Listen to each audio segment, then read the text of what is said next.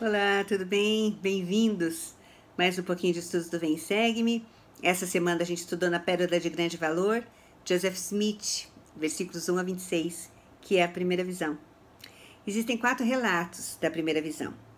O primeiro relato é de 1832, quando Joseph escreve de próprio punho a experiência que ele teve. Até então ele contava a experiência, mas ele então escreve. E nesse relato de 1832, ele estressa a parte de perdão pelos pecados dele. Ele diz que ele não só foi lá, ele foi ao bosque orar, porque ele queria saber a que igreja se unir, mas também buscando salvação para a alma dele.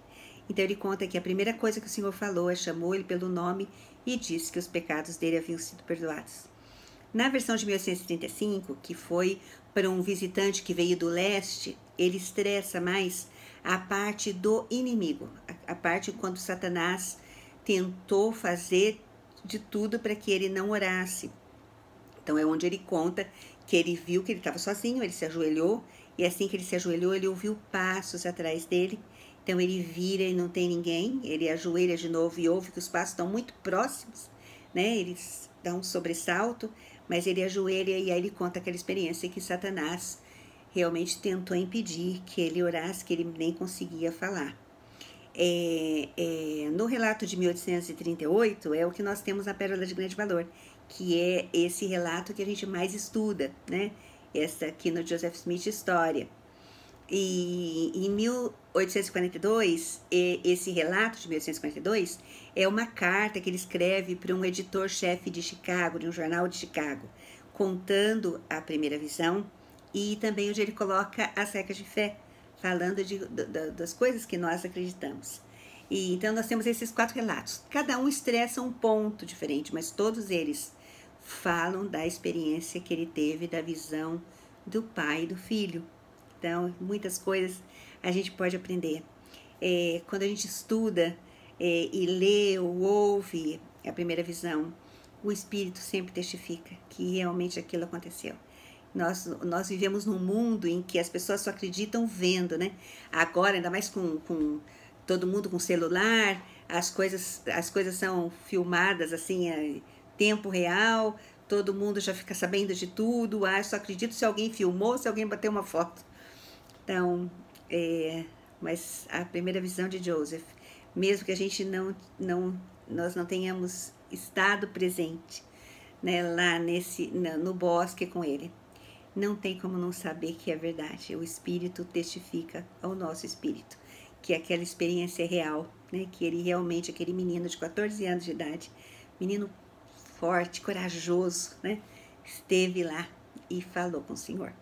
Então a gente vai estudar um pouquinho e as coisas que a gente aprende com a primeira visão. Na verdade, a primeira visão que ela fez, ela descortinou, né, o mundo, ela abriu a cortina para a luz, né, para a restauração das coisas, encerrando anos e anos de uma apostasia. Então, foram anos em que o Senhor foi preparando o mundo para essa ocasião, né, para esse dia onde a restauração se daria, né, iniciaria de novo aqui na Terra. E muitos reformadores fizeram esse trabalho de preparação. E muitos são famosos, a gente conhece, né, Martinho Lutero, é um dos grandes, dos famosos reformadores, mas teve um reformador, interessante isso, que eu não conhecia essa história. O nome dele é John Lathrop. John Lathrop nasceu em 1584 na Inglaterra, e ele pregava que as pessoas tinham que ter acesso à Bíblia, que a Bíblia não podia ser só o privilégio do clero ou só o privilégio dos nobres, né? Que ela tinha, a população, o povo tinha direito de estudar, de ter a Bíblia, de poder ler e aprender. Por conta disso ele foi preso e foi libertado com a promessa de que ele ia sumir de lá, que ele ia sair da Inglaterra, não iria mais pregar, tudo. E ele então pega a família e alguns seguidores e vai para os Estados Unidos. Esse John Lathrop é o tataravô de Joseph Smith.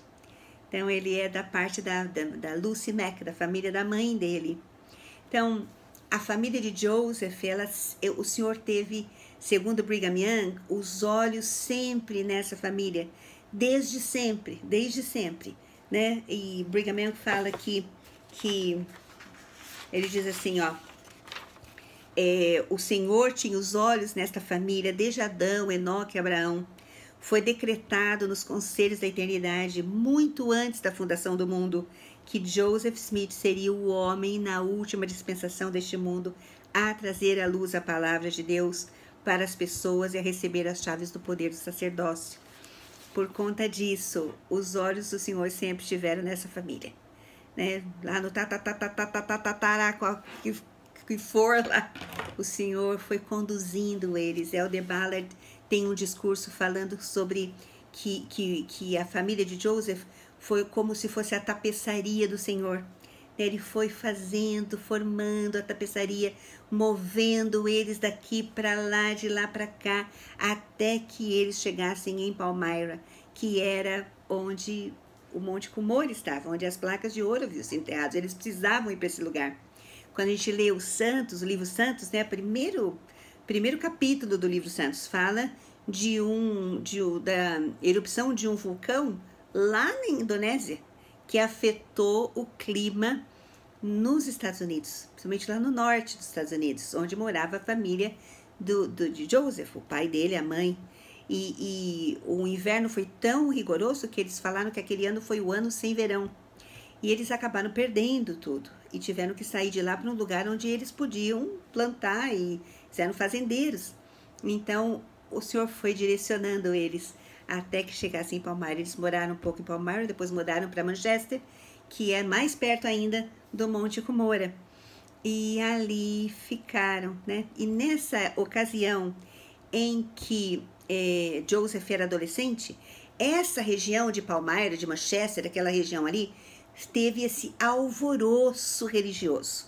Então, muita gente se dirigiu, foi para esse lugar por conta desse alvoroço, né? Dessa coisa de pregação religiosa. A mãe de Joseph acreditava, até anotei aqui, a Lucy acreditava que era melhor ir em alguma igreja do que não ir em nenhuma.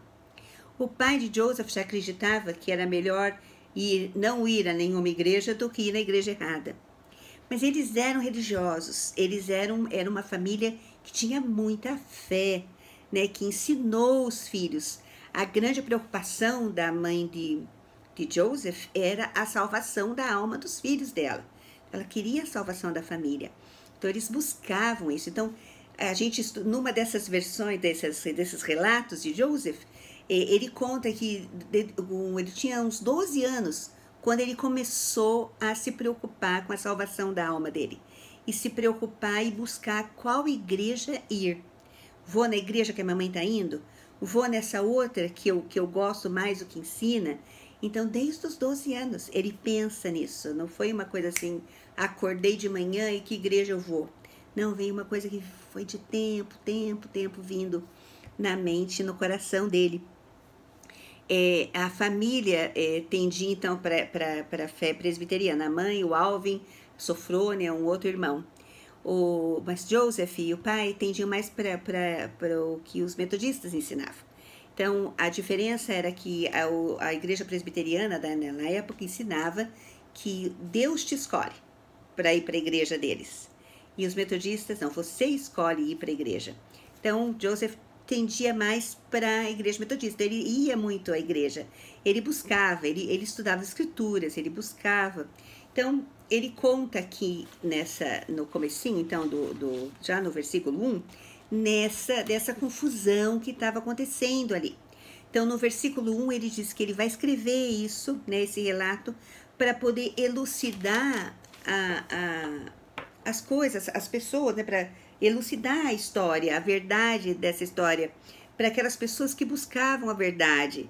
Então, ele, de uma maneira clara, ele queria mostrar, olha, isso aqui que aconteceu. Então, ele começa falando um pouco dele, né, dos pais, de onde eles vieram, quantos filhos, quantos irmãos ele tinha. Então, ele começa a falar nesse alvoroço religioso. Então, lá no versículo 5, ele fala assim, ó, toda a região parecia afetada por esse alvoroço. E é uma coisa interessante, nos livros de história a gente vê que realmente essa região, e principalmente essa região que ele morava, ela estava assim afetada por essa confusão. E ele disse assim que grandes multidões, né, uniram seus diferentes grupos religiosos, o que criou considerável agitação e divisão entre o povo, clamando alguns, eis aqui a verdade, outros, eis ali a verdade. Uns queriam ir para a fé metodista, outros para a fé presbiteriana, mas um negócio interessante que ele fala ali no versículo 6 é que os cleros, né, os religiosos, os líderes religiosos, eles ativamente se levantavam para promover esse quadro singular. Eles queriam esse alvoroço, essa coisa, né, criados por eles. Aí ele diz assim que as pessoas que aceitavam a igreja deles eram tratadas muito bem, né? A partir do momento que você deixasse a igreja, você não era, você era o inimigo. Então ele diz assim, ó, tá lá no 6, já no finzinho, ó, deixando que as pessoas se unissem à seita que mais lhes agradava. Então eles deixavam, tá? Você vai na igreja que você quer. Contudo, quando os conversos começaram a afastar-se, uns para um grupo, outros para o outro, verificou-se que os supostos bons sentimentos, tanto dos sacerdotes como dos conversos, eram mais pretensos que reais. Então aí ele diz assim, criou-se um ambiente de grande confusão e animosidade entre esses grupos religiosos. E foi então que ele fala lá no 8 que ele então foi mais propenso a ir para a fé metodista, e ele realmente frequentava, ele ia e tudo. Mas a mente dele começou, aquilo estava incomodando, né? Ele diz lá no 9, minha mente às vezes alvoroçava-se bastante, tão grandes e incessantes eram o clamor e o tumulto. Os presbiterianos eram decididamente contra os batistas e os metodistas e valiam-se de toda a força, tanto da razão como de sofismas, para provar os erros deles. Então era realmente uma confusão que ele estava vivendo. E ele fala que no meio dessa guerra, muitas vezes ele perguntava, o que eu faço? Para onde eu vou? O que deve ser feito? Quem é aqui que está com a verdade? E foi num desses sermões que ele ouviu a escritura de Tiago. Então, ele foi numa reunião e o pastor leu essa escritura, que se algum de vós tem falta de sabedoria, peça a Deus, né, que a todos dá liberalmente. Ó, e não o lance em rosto e ser-lhe-á dada, né? E aquilo ficou na cabeça dele. Então, ele foi para casa e continuou a ponderar sobre aquela escritura e pensar naquela escritura.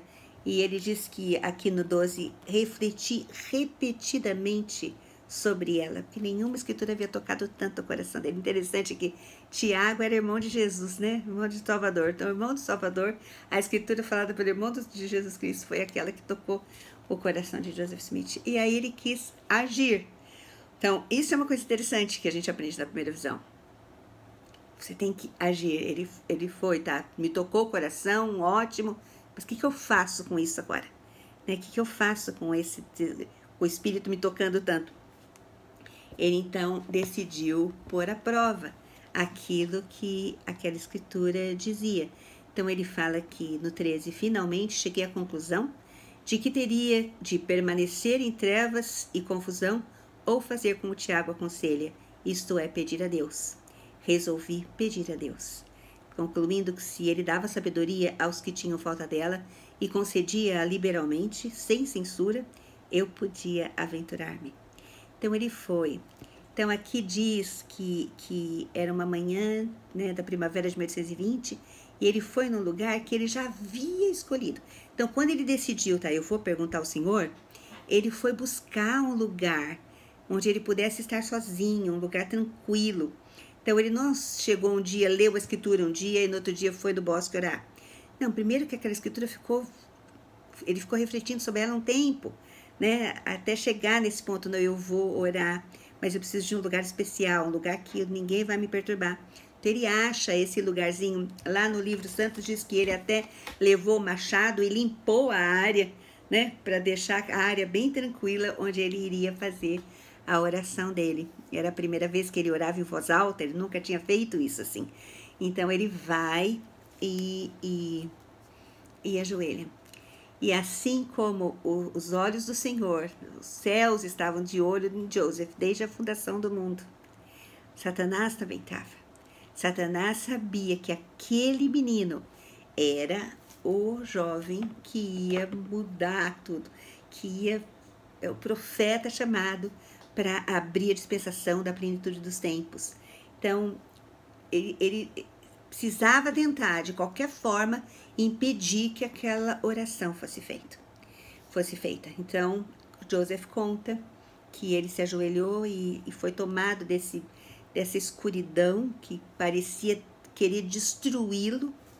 E ele diz assim que, ele fala lá no fim, uma densa escuridão formou-se ao meu redor e pareceu-me por um momento que eu estava condenado a uma destruição súbita. Mas usando todas as forças para clamar a Deus que me livrasse do poder deste inimigo que me subjugara. Então ele fala que no momento que ele estava já sucumbindo, né, numa destruição, ele fala assim que era um poder real, não era uma coisa da imaginação dele, uma coisa que ele nunca tinha sentido antes. Então ele fala que nesse exato momento de grande alarme, eu vou ter que ler porque essa parte com as palavras dele é perfeita, né? Ele diz assim: vi um pilar de luz acima da minha cabeça, mais brilhante que o sol, que descia gradualmente sobre mim. Assim que apareceu, senti-me livre do inimigo. Onde a luz entra, a escuridão vai embora. Vou voltar, desculpa. Assim que apareceu, senti-me livre do inimigo que me sujeitava. Quando a luz pousou sobre mim, vi dois personagens, cujo esplendor e glória desafiam qualquer descrição, pairando no ar acima de mim. E um deles falou-me, chamando-me pelo nome, e disse, apontando para o outro: este é meu filho amado, ouve-o. Joseph Smith é um dos poucos que viram o Pai, né? Todos os profetas que foram visitados por Deus foi Jesus Cristo, né? Então Jesus Cristo foi o Deus do Velho Testamento, Jeová, então que apareceu para Moisés, que apareceu para todos os profetas, Jesus Cristo. Então poucos viram o Pai, porque o Pai Celestial só vem para dar testemunho do Filho dele. Então os nefitas ouviram a voz do Pai, testificando que Jesus era o Filho dele. No batismo de Jesus Cristo, ouviram a voz do Pai. Então o Pai sempre se manifestou para prestar testemunho de Jesus Cristo. Então Joseph Smith foi um dos poucos que teve esse privilégio de ver Deus, o Pai, né? E com isso prestar testemunho para o mundo que eles são dois personagens separados, que eles não são eles são um em propósito, mas não são uma pessoa, né? Deus, o Pai, é um, Jesus Cristo é outro, o Espírito Santo é outro. Então, ele pôde, com isso, clarear essa doutrina falsa que se espalhava, de que Deus era sem forma, que não era né? Então, Joseph Smith, com essa visão, pôde esclarecer essa verdade que havia sido corrompida. Ele diz que quando ele conseguiu falar, né, ele então pergunta qual igreja ele deveria se unir. E a resposta foi nenhuma. Então, nenhuma. Por quê? Porque os credos, né, as crenças deles são completamente uma abominação para o Senhor. Imagina toda a verdade, a distorção da verdade, batismo de criança, as pessoas pagando as indulgências para guardar um lugar no céu. Então foi muita coisa que veio, né, junto com a apostasia. E ele diz, e o Senhor foi muito claro, ele diz assim que os religiosos, né, aqueles religiosos se aproximavam dele com os lábios, mas seu coração estava longe deles. Eu gosto que ele fala aqui que eles ensinam como doutrina mandamentos de homens, tendo aparência de religiosidade. Então, eles ensinavam coisas erradas com cara de religião, né? Mas negavam o poder. Então, ele fala assim, você não vai, então, pronto. Aí, então, ele disse que ele, então, quando a visão passou, ele estava deitado no chão, se levantou, foi para casa. A mãe, sempre mãe, né? Desculpa os irmãos que estão assistindo, mas mãe tem aquele feeling, né? Alguma coisa está errada, aconteceu alguma coisa com meu filho. E ele chega em casa, aí ele diz assim que se apoiou na lareira e a mãe na hora olhou para ele e fala assim, tá acontecendo alguma coisa? Tá tudo bem? Aí ele respondeu, não se preocupe, tá tudo bem, eu estou bem. Aí ele disse para ela assim, eu aprendi por mim que na realidade o presbiterianismo, que era a igreja que ela ia, né, não é verdadeiro. Aí ele diz assim, parece que o adversário sabia nos primeiros anos da minha vida que eu estava destinado a ser um perturbador e um importunador de seu reino. Senão, por que os poderes das trevas se uniriam contra mim? Por que a oposição e a perseguição que se levantaram contra mim quase em minha infância? Eu fico pensando na Lucy, na mãe dele, porque depois, o que ele fez? Ele fez a coisa mais natural do mundo, que eu acho que todos nós faríamos.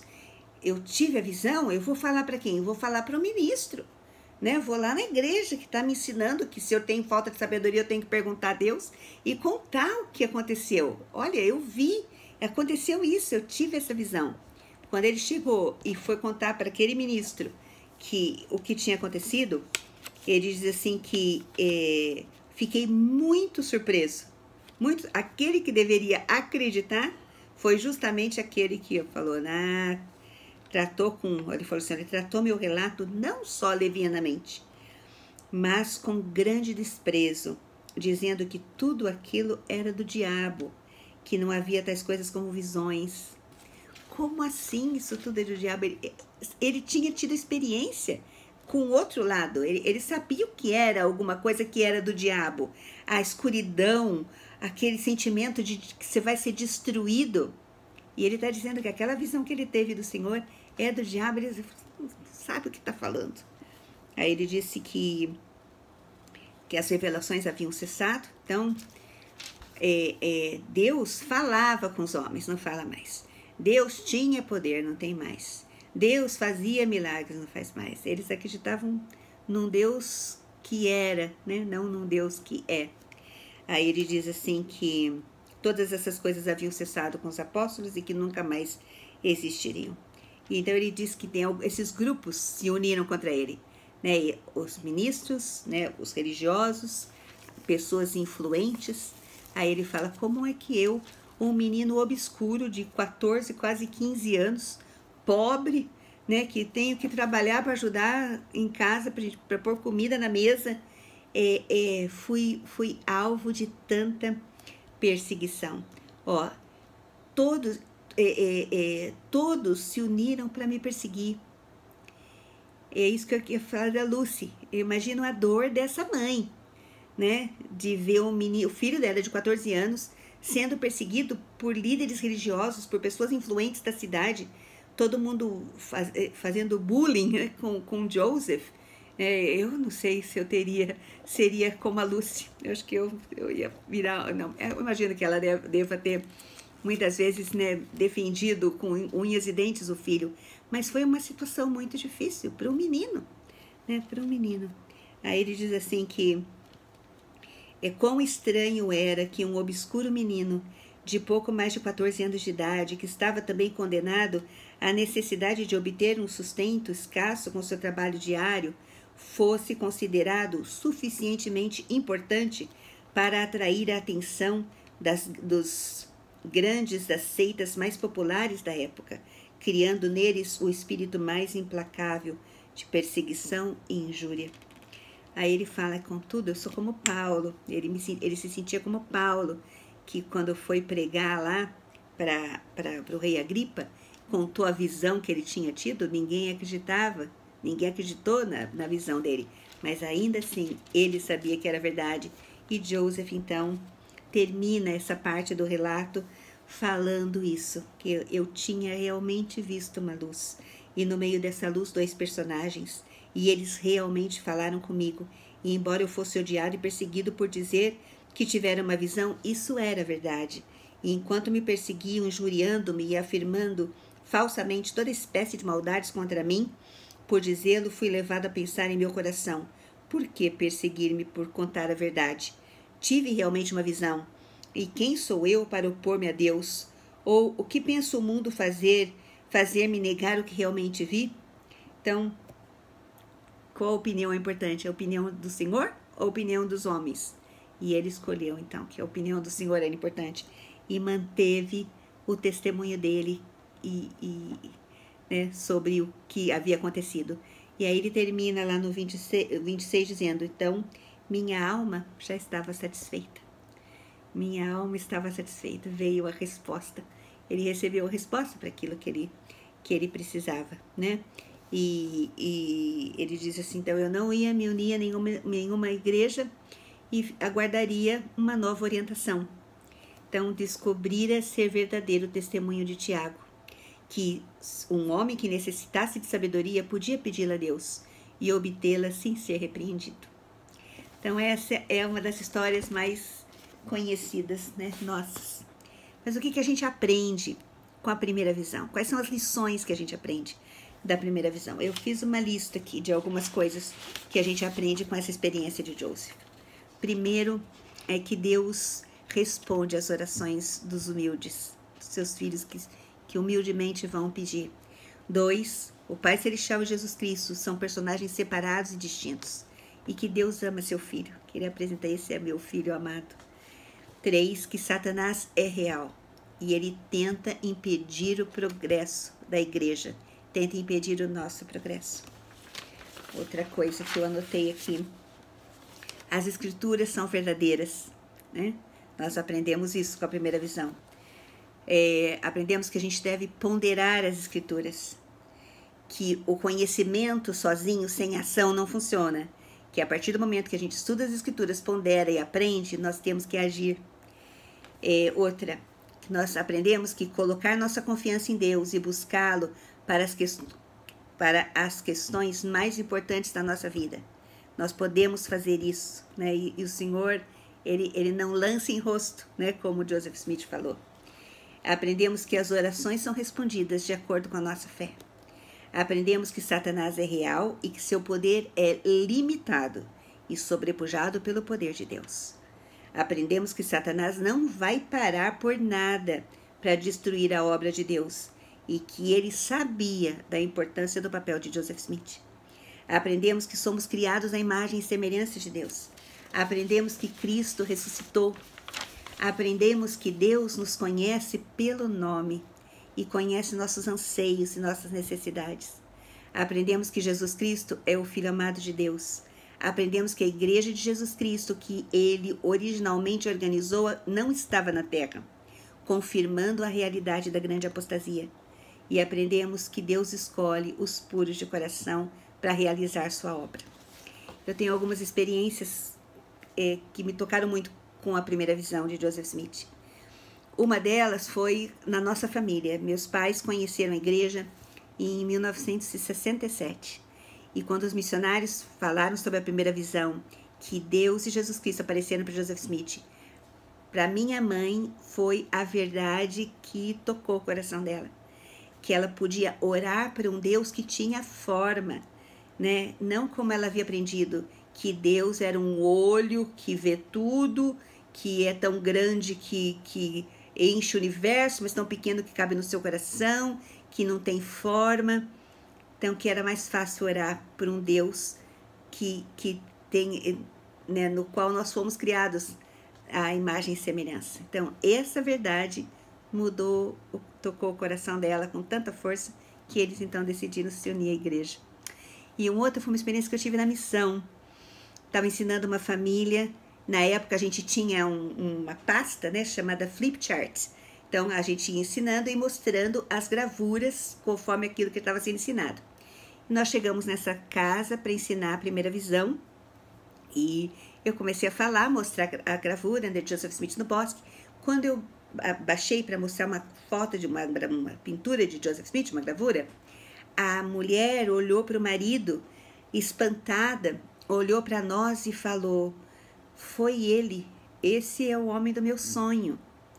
E aí ela nos contou que ela teve um sonho, ela tinha tido um sonho meses atrás, que ela tinha caído num buraco e ela tentava sair e ela não conseguia sair. E depois de muito esforço, alguém pôs uma mão, né, um homem pôs uma mão para puxá-la e ele tirou ela desse lugar. Mas ela não conhecia, nunca tinha visto esse homem que veio ajudá-la. Até o dia que nós fomos dar a palestra. E ela viu aquela gravura de Joseph e ela falou para o marido: esse é o homem do meu sonho, que me tirou daquele buraco. Não preciso dizer que eles foram batizados, né? Mas é assim, a primeira visão toca o coração da gente.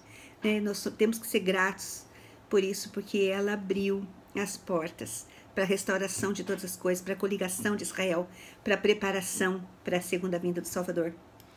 Eu sou grata a Joseph Smith, grata a esse menino corajoso, não desistiu, né? E olha o que a gente vai estudar muita coisa dele esse ano, o que ele passou, né? E ele nunca desistiu, nunca. Ele sabia que a missão dele era aquela e ele não ia falhar e não falhou. Por conta disso, a gente está aqui hoje. Dá até uma coisa no coração. Boa semana para vocês.